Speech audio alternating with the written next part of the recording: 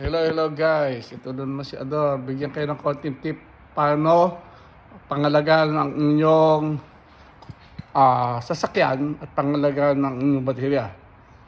Pag nagpalit kayo ng baterya, kine-check nyo bakit kayo magpapalit. Kung may hina na yung baterya dahil sa CCA rating, mababa na yung voltahe o may luma na, sira na yung baterya, papalitin nyo. Bago nyo palitan, kine-check nyo ng gusto kung talagang dapat ng palitan. Ngayon, pag pinalitan nyo, dapat checkin nyo rin kung tama yung pinalit sa inyo. Katulad nito, bumili ako ng bago. Ang baterya ay 640 ang cold cranking amperes niya. Bago lang to. Kahapon ko lang binili. Ngayon, checking ko kung okay ba siya talaga. Maski nababago siya. Kung hindi naman siya okay. So, bumili ako nito sa Harbor Freight. Talagang $20, ikakabit ko sa kanya. Para malaman ko kung talagang okay siya. Checkin natin. Checkin natin. Lagay ko yung ground dito. Lalagay ko ito dito. Sa positive, yung pula, positive. Checkin natin ngayon siya. Yung battery niya, ayan. Nasa 12 megawatt. Nasa 12 megawatt.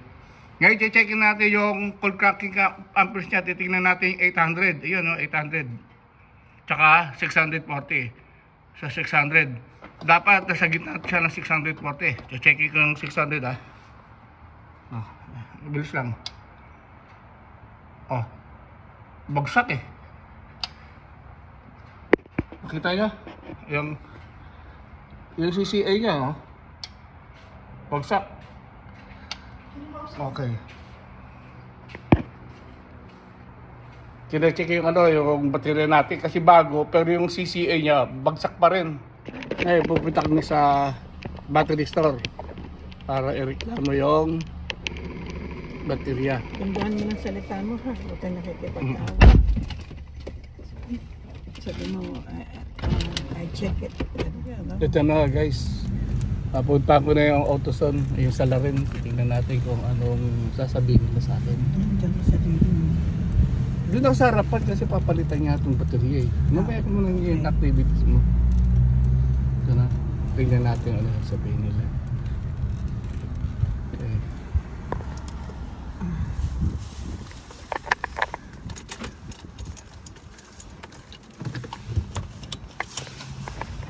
So ganun na nga, nagpunta na kami dun sa sa AutoZone. At pina-check ko sa sarili nilang gadget yung battery ko. Hindi ko siya ma-video eh. Ayaw magpa-video eh. Ngayon, ito yung result ng ng battery. Yung gadget niya kasi electronics na yung gadget niya. High-tech eh. May pa-check din ng ng alternator tsaka ng starter. Connect niya. Lahat pasado. At sabi niya sa akin, may 3 years warranty naman yung battery mo. Kung sakaling magkaroon depresya, pwede mo palitan. So ganoon na nga. Ako, okay. At least na-check uli. So ganoon. Pag bumili yung baterya, checking nyo pa rin para sigurado kayo na yung binayad nyo ay tama doon sa binayaran ninyo. Okay naman yung result. So yun lang. Para maano nyo, meron kayo idea kung paano pangalagaan ng inyong pera. Bye bye.